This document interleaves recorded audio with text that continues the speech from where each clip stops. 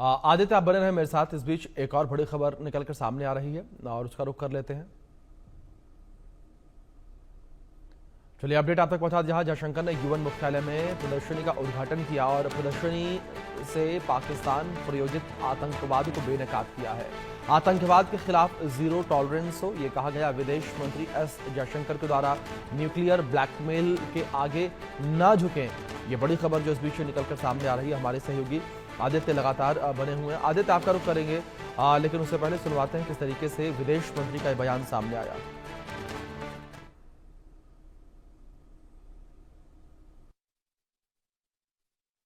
Underlines the larger significance of the message of zero tolerance for terrorism. The world must come together on some basic concepts: no impunity to terrorists, no treating them as proxies, and no yielding to nuclear blackmail. Any state's It is with a sense of solemnity that we are gathered here at this exhibition on the human cost of terrorism, organized by the Permanent Mission of India to the United Nations. This exhibition is a modest yet resolute effort to give voice to those who can no longer speak, a tribute to those who were taken away from us, and a remembrance to lives shattered by the scourge of terrorism. By our gathering, we express solidarity with the families and the loved ones of the victims of terrorism. Their pain is a stark reminder of the urgency of our shared responsibility to combat terrorism in all its forms and manifestations. हमारे सहयोगी आदित्य लगातार बने हुए, उनका रुख करेंगे। आदित्य, जिस तरीके से विदेश मंत्री का बयान भी सामने आया, सीधे तौर पर आतंकवाद पर प्रहार करते नजर आए। जहां बैठक अभी शुरू भी नहीं हुई, प्रदर्शनी के उद्घाटन के दौरान ही उन्होंने आतंकवाद का मुद्दा उठाया, यानी कि ये कहें कि सीधे तौर पर पाकिस्तान पर हमलावर नजर आए।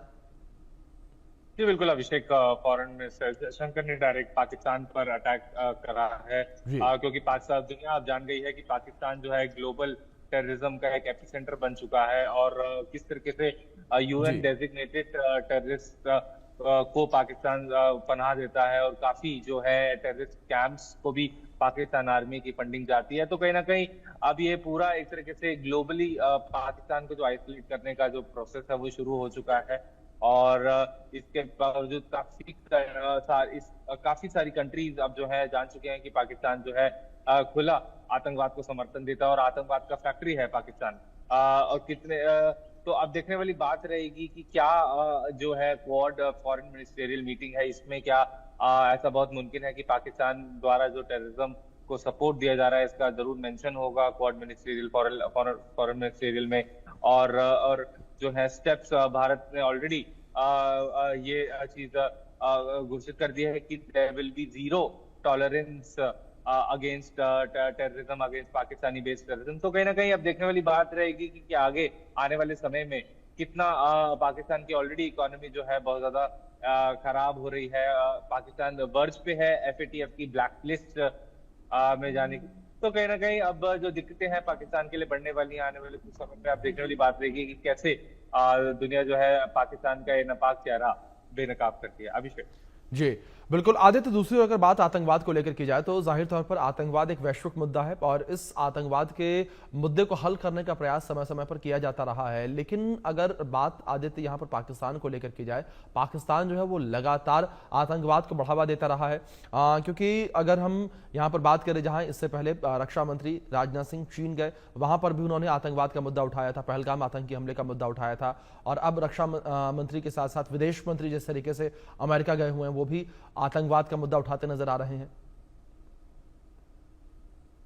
बिल्कुल अभिषेक, अभी जैसे किस तरीके से राजनाथ सिंह डिफेंस मिनिस्टर जो है वो जब चाइना गए थे फॉर शंघाई कोऑपरेशन एग्रीमेंट, उन्होंने उस दस्तावेज पर दस्तखत से इनकार कर दिया था क्योंकि उसमें आतंकवाद का मेंशन नहीं था। क्योंकि और अब फॉरेन मिनिस्टर एस जयशंकर जो है उन्होंने भी एग्जैक्टली जो भारत की जीरो पॉलिसी है, जीरो टॉलरेंस फॉर टेररिज्म, उसको बिल्कुल एडवोकेट करते हुए ये यूएन में यूएन को संबोधित करा है कि किसी भी तरह का प्रकार का जो आतंकवाद है उसको बर्दाश्त नहीं किया जाएगा। तो एक तरीके से ये पाकिस्तान के मुंह पर एक बहुत बड़ा तमाचा है पूरे ग्लोबल स्टेज पर इस तरीके से, और आने वाले समय में हम देख सकते हैं कि पाकिस्तान की जो है मुसीबत बढ़ सकती है।